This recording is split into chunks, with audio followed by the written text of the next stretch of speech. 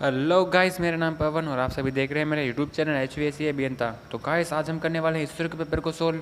तो इसरो, जैसा कि आप सभी को पता है, इसरो हमारी इंडिया की स्पेस एजेंसी है जिसका पूरा नाम है इंडियन स्पेस रिसर्च ऑर्गेनाइजेशन। तो हमारे ऑर्बिटर्स में जितने भी सैटेलाइट्स वगैरह लॉन्च किए जाते हैं वो इसरो के द्वारा ही किए जाते हैं। तो सन 2019 में इसरो ने टेक्नीशियन भी पोस्ट के लिए पेपर करवाया था, ठीक है, जो कि है RSC ट्रेड के लिए। तो इसकी जो क्वालिफिकेशन थी 10th+ ITI थी। तो इसके हम टेक्निकल पेपर को सॉल्व करेंगे, तो कंटिन्यूस वीडियो को देखते रहिए। तो गाइस, आगे बढ़ने से पहले सब्सक्राइब बटन को दबा दीजिए, ठीक है, और बेल आइकन को भी प्रेस कर दीजिए ताकि आने वाले मेरे सभी वीडियोस का नोटिफिकेशन आप तक पहुंच सके। तो गाइस, ये है हमारा इसरो का पेपर, ठीक है। तो इसमें जो पेपर हमारा हुआ था 2019 के अंदर हुआ था RSC ट्रेड के लिए। इसमें जो टोटल नंबर ऑफ़ क्वेश्चन आते हैं वो हमारे 60 क्वेश्चन आएंगे, ठीक है। उसको करने के लिए हमें कुल 90 मिनट का समय दिया जाता है। तो अगर इसमें जो हमारे 50 क्वेश्चंस होते हैं वो हमारे टेक्निकल रिलेटेड होते हैं, ठीक है। यानी हमारा जो ट्रेड होगा उस ट्रेड वाइज ही हमारे को 50 क्वेश्चन दिए जाएंगे करने के लिए, और बाकी के जो 10 क्वेश्चन हैं वो हमारे मैथ और विज्ञान से संबंधित होते हैं। तो गाइस, आज हम करते हैं स्टार्ट पेपर। तो हमारा पहला क्वेश्चन है, अगर दो ऊष्मा गति की प्रणालियाँ प्रत्येक थर्मल संतुलन में तीसरे के साथ हो तब, तो ये हमारे जीरोथ लॉ के अनुसार वो क्या होंगी, वे दोनों भी एक दूसरे के साथ थर्मल संतुलन में होती हैं, ठीक है। तो इसका राइट आंसर क्या हो जाएगा, ए।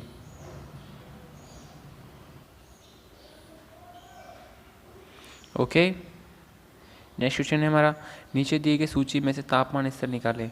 तो हमारा टेम्परेचर मेजर की जो स्केल्स होती है हमें उससे बताना है। तो टेम्परेचर स्केल्स के हमारे फ़ारेनहाइट भी होती है, ठीक है, सेल्सियस भी होती है, रैंकिन और केल्विन, ये सभी हमारी टेम्परेचर मेजर की स्केल्स होती हैं। तो ये सभी हमारा राइट आंसर हो जाएगा। तो नेक्स्ट क्वेश्चन हमारा, रेफ्रिजरेशन साइकिल में जूल थॉमसन परिणाम उपयोगिता है। तो रेफ्रिजरेशन साइकिल में जूल थॉमसन इफेक्ट है वो हमारे एक्सपेंशन वॉल पे काम में आता है, ठीक है। और एक होता है हमारा एडियाबैटिक रिवर्सिबल एडियाबैटिक एक्सपेंशन, तो वो भी हमारे एक्सपेंशन वॉल पे काम में आता है, ठीक है। इसमें हमारा जो प्रेशर और टेम्परेचर दोनों क्या हो जाते हैं, रिड्यूस हो जाते हैं। रिड्यूस कैसे होते हैं, एक बहुत ही बारीक छिद्र होता है, ठीक है, जिसके द्वारा एक फ्लूइड होता है हमारा, उसको प्रोवाइड किया जाता है, जिससे उसके प्रेशर में क्या हो जाती है, कमी, वेलोसिटी उसकी बढ़ जाती है। तो जिससे क्या होता है, वहाँ पे एक प्रेशर रिड्यूस के कारण वहाँ पे क्या होता है, टेम्परेचर के अंदर कमी भी हो जाती है, ओके, क्योंकि P=T होता है। नेक्स्ट क्वेश्चन है हमारा, सामान्य ताप मापक और गीले कपड़े से ढके हुए ताप मापकों द्वारा नापे गए तापमान में जो फ़र्क होता है उसे कहते हैं, यानी जो ड्राइबल टेम्परेचर और जो वेटेबल टेम्परेचर होता है उन दोनों के मध्य जो डिफरेंस होता है उसे क्या कहते हैं, तो उसे हम गीला बल्ब गिराव कहते हैं, यानी वेटेबल डिप्रेशन कहते हैं। यानी dribble temperature DBT minus WBT। अब DBT क्या है, हमारा ड्राइबल टेम्परेचर, ठीक है, और WBT क्या है, हमारा wet bulb temperature. Dribble temperature हमारा जो नॉर्मल थर्मामीटर होता है उसके जो है जो टेम्परेचर मापते हैं उसे ड्राइबल टेम्परेचर कहते हैं, ठीक है। और अगर उसी थर्मामीटर के ऊपर, यानी उसकी जो थर्मल सेंसिंग बल्ब होता है उसके ऊपर गीला कपड़ा कॉटन का रख के अगर हम उसको हवा में घुमाएंगे तो जो हमारे वो टेम्परेचर बताएगा तो वो हमें वेटेबल टेम्परेचर बताएगा, ठीक है। तो इन दोनों का जो डिफरेंस होगा वो हमारा वेटेबल डिप्रेशन हो जाएगा, ठीक है। वेटेबल टेम्परेचर एक तरीके हमारे मॉइस्चर कंटेंट्स को दर्शाता है, ठीक है। नेक्स्ट क्वेश्चन हमारा, नम हवा में स्थित जलवाष्प के द्रव्यमान का संतृप्त हवा में स्थिति उतनी द्रव्यमान के जलवाष्प के साथ समान तापमान पर और दाब पर जो अनुपात होता है उसे कहते हैं। तो यानी उसे हम रिलेटिव ह्यूमिडिटी यानी सापेक्ष आर्द्रता कहते हैं। यानी वायु के किसी आयतन में, ठीक है, किसी ताप और दाब पर उपस्थित जलवाष्प की मात्रा, ठीक है, और उसी तापमान पर, दाब और ताप पर संतृप्त वायु कहती है सेचुरेटेड एयर, यानी वो हवा जिसके अंदर और जलवाष्प यानी जलवाष्प या पानी वाटर वेपर्स होती है वो और नहीं एब्जॉर्ब कर पाए तो हम सेचुरेटेड वेपर कहते हैं, ठीक है। उस दोनों के रेशियो को हम क्या कहते हैं, रिलेटिव ह्यूमिडिटी कहते हैं, ठीक है। मान लीजिए हमारे पास एक रूम है, ठीक है, जिसका एक प्रेशर है फिक्स और एक फिक्स टेम्परेचर है, और उस टेम्परेचर और प्रेशर पर उसमें जो ह्यूमिडिटी है, ठीक, यानी वाटर वेपर है, ह्यूमिडिटी नहीं वाटर वेपर है, उसकी मात्रा, ठीक है, और उसी टेम्परेचर और प्रेशर पे अगर उस हेयर के अंदर जो हमारी हवा है उसके अंदर जो जलवाष्प है अगर उसको हम सेचुरेटेड कर दें, यानी पूरी संतृप्त कर दें जितनी वो वाटर वेपर को एब्जॉर्ब कर सकती है, तो उन दोनों का जो रेशियो होगा वो हमारा रिलेटिव ह्यूमिडिटी कहलाता है, ओके। नेक्स्ट क्वेश्चन हमारा, वाष्प संपीड़न प्रणाली के कंडेंसर से निकलने के बाद शीतल यंत्र की स्थिति क्या होती है। तो कंडेंसर क्या करता है, हमारा वेपर को किस में कन्वर्ट करता है, लिक्विड के अंदर। तो सबसे पहले हमारा लिक्विड हो गया, तो ये हमारा राइट आंसर, तो यहीं से पता चल जाएगा हमारे को। और लेकिन जो हमारी फॉर्म होती है उसकी क्या होती है, प्रेशर हाई होता है और सेचुरेटेड लिक्विड फॉर्म में होती है। तो राइट आंसर हमारा क्या हो जाएगा, high pressure saturated liquid. Next question हमारा, 1 टन रेफ्रिजरेशन डैश है। तो 1 टन रेफ्रिजरेशन बराबर हमारे 50 किलो प्रति मिनट, 12,000 BTU प्रति घंटा और 3.5 किलोवाट। ये सभी हमारे क्या होते हैं, राइट आंसर होते हैं, ओके। तो हमारे 50 किलो यानी जो 1 ग्राम बर्फ़ होती है तो उसकी जो गुप्त ऊष्मा होती है वो 80 कैलोरी होती है, ठीक है। 144 BT होती है, और 335 जूल होती है, ठीक है। उसी के हिसाब से हम क्या निकालते हैं, 1 टन के हिसाब, 1 टन की जो कुल मात्रा होगी हीट की, ठीक है, वो एम निकालते हैं हम। तो मैं आपको दिखाता हूँ कैसे निकालते हैं। मान लीजिए हमारे पास एक बर्फ़ी की दुश्मन 80 क्या है कैलोरी है, ठीक है, 80 कैलोरी 1 ग्राम के लिए। तो हमारे पास 1 टन है, यानी इसको हम 900 से मल्टीप्लाई करेंगे, ठीक है। तो हमारे पास टोटल कितना आ जाएगा, 72,000 आ जाएगा, ठीक है। 72,000 को हम 24 से डिवाइड कर देंगे तो 3,000 हमारे पास क्या आ जाएगा। तो 72,000 जो आया वो हमारे पर डे का है, ठीक है, यानी कि 72,000 BTU प्रति डे आएगा, ठीक है। इतनी हमारे को 1 टन बर्फ़ है, उसमें से अगर हम हीट निकाल लेंगे 72,000 प्रति डे के हिसाब से, तो वो जो हमारे 0 डिग्री सेंटीग्रेड लिक्विड में कन्वर्ट हो जाएगा, ठीक है। इसको हम 24 से डिवाइड कर दिया तो हमारे पास 3,000 आ गया। तो 3,000, ठीक है, 3,000 कैलोरी प्रति घंटा आ जाएगा, ठीक है। इसको हम 60 से डिवाइड कर देंगे तो 6 पंजे 30, यानी 50 कैलोरी हमारे पास प्रति मिनट के हिसाब से आ जाएगा, ओके। तो इस हिसाब से हमारे निकलता है।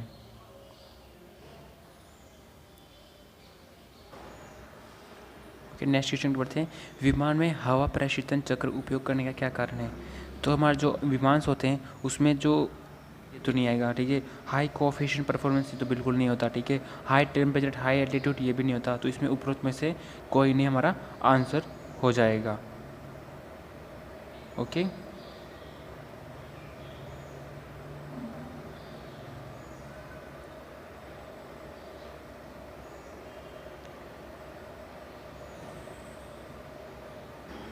नेक्स्ट क्वेश्चन के लिए बढ़ते हैं। नेक्स्ट क्वेश्चन हमारा 10 डिग्री सेंटीग्रेड सूखे बल्ब तापमान वाली वातावरणीय हवा 40 डिग्री सेंटीग्रेड तापमान पर रखी तप्त कुंडली में प्रवेश होती है।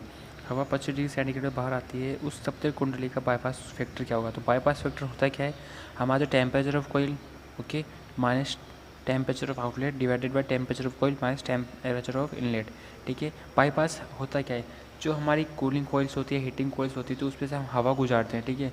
तो वो हवा जो बिना कूलिंग कोयल के संपर्क में आए हुए सीधे ही आउटलेट से बाहर निकल जाती है, तो उसे हम बाईपास एयर बोलते हैं, ठीक है।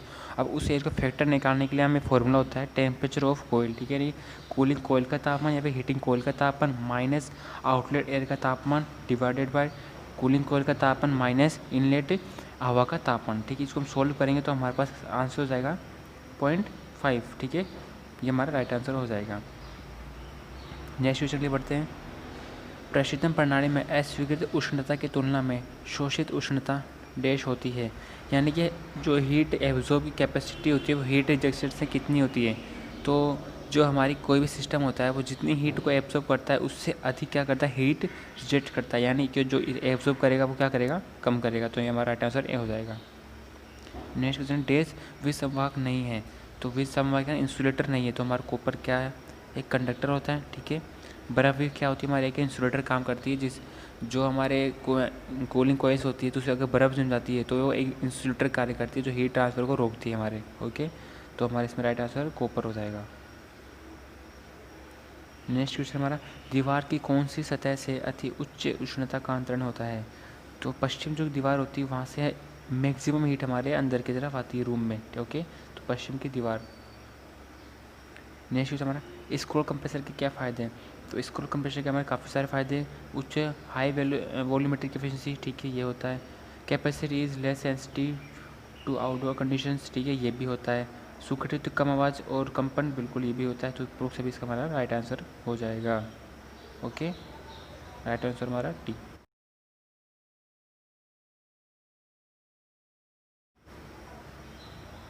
नेक्स्ट क्वेश्चन हमारा, तापमान इसका माप है।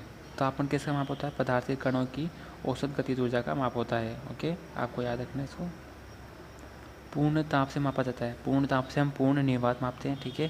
पूर्ण ताप होता है क्या है, वायुमंडलीय दाब प्लस गेज दाब, ठीक है। वायुमंडलीय दाब कितना होता है, 14.7 PSI, ओके। 1.01325 बार होता है, ठीक है। और 100 मेगा पास्कल होता है, ओके। ये सब हमारे वायुमंडलीय दाब होते हैं। और अगर हम इसके अंदर गेज दाब जोड़ देते हैं, यानी गेज दाब वायुमंडलीय दाब से ऊपर मापा गया दाब, यानी कोई भी हमारे मशीन्स होती है उसमें हम प्रेशर डालते हैं, ठीक है। तो वो 0 डिग्री जो हमारा जीरो होता है वो हमारा वायुमंडलीय दाब होता है। उससे जो ऊपर कोई भी दाब होगा तो वो हमारा गेज दाब होता है। तो उसको हम अगर वायुमंडलीय दाब 14.7 PSI 1.01325 बार में अगर जोड़ देते हैं तो हमारे पास पूर्ण दाब आ जाता है, ठीक है। इसे हम पूर्ण निर्वात में मापते हैं, ओके। नेक्स्ट क्वेश्चन हमारा, पदार्थ की तापीय धारिता को कहते हैं। पदार्थ की तापीय धारिता एंथैल्पी क्या होती है, सम ऑफ टोटल हीट, ठीक है, टोटल हीट का योग होती है। नेक्स्ट क्वेश्चन हमारा सापेक्ष सीओपी है, रिलेटिव ह्यूमिडिटी। रिलेटिव ह्यूमिडिटी क्या होती है? एक्चुअल सीओपी बटे थ्योरेटिकल सीओपी, यानी वास्तविक सीओपी बटे सिद्धांतिक COP. Okay, option number C right answer. 18 question हमारा प्रशीतक के कूलिंग कोयल पर जमी टू हिंट, ठीक है, formation of frost on a cooling coil in a refrigerator. तो वो क्या करती है? हमारे ऊर्जा खपत को बढ़ाती है। जैसा मैंने बताया था, अगर हमारे कूलिंग कोयल पे अगर फ्रोस्टिंग यानी बर्फ़ जम जाएगी तो वो एक इंसुलेटर काम करेगी, तो हीट ट्रांसफर को रोकेगी। तो जिससे हमारा सेंसिंग बल्ब होता है वो एक जो हीट होता है हमारा नॉर्मल जो बेसिक हमने जो सेट कर रखा है, तो वो हीट को प्राप्त नहीं कर पाएगा, जिससे हमारा कंप्रेसर जो भी वो कंटिन्यू चलता रहेगा, ठीक है। तो उससे हमारी क्या इंक्रीज हो जाए, पावर का जो हमारा बढ़ जाएगा। ओके, राइट आंसर सी हो जाएगा। 19वां क्वेश्चन हमारा हवा की सेंसिबल हीटिंग के दौरान निम्न में से क्या करता है? तो सेंसिबल हीटिंग क्या होता है? साइकोमेट्रिक चार्ट होता है हमारा, उसमें स्ट्रेट लाइन में हम सेंसिबल हीटिंग को दर्शाते हैं, ठीक है। मैं आपको दिखाता हूँ साइकोमेट्रिक चार्ट। हमारे पास साइकोमेट्रिक चार्ट है, ठीक है। इसमें इसके अंदर जो हमारे स्ट्रेट लाइन होगी, ठीक है, स्ट्रेट लाइन यानी जो ये खड़ी लाइन होगी ना, ओके, स्ट्रेट लाइन जो भी हुई, ये हमारा सेंसिबल हीटिंग को दर्शाएगा। किस डायरेक्शन में? ऊपर की डायरेक्शन में। Okay, sensible heating. तो हमारे क्वेश्चन में क्या पूछा था? सेंसिबल हीटिंग पूछा है हमारे, ठीक है। सेंसिबल हीटिंग हमारे ठीक इस डायरेक्शन के अंदर होती है। ओके, सेंसिबल हीटिंग को हम इस डायरेक्शन में शो करते हैं, ठीक है। तो हमारे जो भी खड़ी लाइंस होती है, ठीक है, ड्राइबल टेम्परेचर की लाइनें होती हैं, ठीक है। और ये जो इंक्लाइन लाइन है, तिरछी लाइन है, ये हमारे वेटेबल टेम्परेचर, और जो ये कर्व लाइन है यूँ इस तरह से, ये हमारे RH की होती है, ठीक है। तो हमें इस डायरेक्शन में सेंसिबल हीटिंग होती है। तो इस डायरेक्शन में क्या हो रहा है? हमारे जो ड्राइबल टेम्परेचर वो क्या हो रहा है? बढ़ रहा है, ठीक है। और जो हमारे यहाँ पर ड्राइबल टेम्परेचर यहाँ पर नीचे दे रखा है, ठीक है, ये देखो 10, 15, 20, 25 इस डायरेक्शन में बढ़ रहा है, ठीक है। और इस डायरेक्शन में WBT क्या हो रहा है? बढ़ रहा है, ठीक है। हमारे क्या हो रहा है? ये तिरछी लाइन है, यहाँ पे मान लीजिए यहाँ पे 10 डिग्री सेंटीग्रेड तापमान है, ओके। और फिर हम यहाँ पे लास्ट प्रोसेस यहाँ पे रहे तो हमारे यहाँ पे लगभग 20 डिग्री आ जाएगा। और हमारे RH ये कर्व लाइन होती है, हमारी RH की होती है, ये इस डायरेक्शन में बढ़ती है, ठीक है। यहाँ से 10, ठीक है, यहाँ 10 हो जाएगा, ठीक है, यहाँ 20 हो जाएगा। तो इस डायरेक्शन में हमारे RH क्या हो रही है? घट रही है, ठीक है। तो हमारे RH क्या हो जाएगी? इसमें घट जाएगी। ओके, तो हमारे क्या हो जाएगा? C, ठीक है, रिलेटिव ह्यूमिडिटी यानी RH। ओके, अगला लास्ट क्वेश्चन हमारा अगर गर्मी पंप चक्र कंडेंसर तापमान +25 डिग्री सेल्सियस और वाष्पीकरण तापमान -13 डिग्री सेल्सियस पर कार्यरत है, तब कार्नोट COP क्या होगा? ठीक है, तो कार्नोट COP क्या होता है? हमारा टेम्परेचर ऑफ, ठीक है, TH, ठीक है, high temperature divided by high temperature minus lower temperature, ठीक है। तो हमारे पास हाई टेम्परेचर कितना? 27 डिग्री सेंटीग्रेड। तो सबसे पहले इसको हम केल्विन में कन्वर्ट करते हैं, ठीक है। तो केल्विन में के लिए 273 प्लस का 27, ठीक है। तो हमारे पास कितना आ जाएगा? 300, ठीक है। और इसी प्रकार से माइनस है तो 273 माइनस का 13, तो हमारे पास कितना आ जाएगा? 260 हो जाएगा, ठीक है। हाई टेम्परेचर कितना आ गया? 300 केल्विन, ठीक है।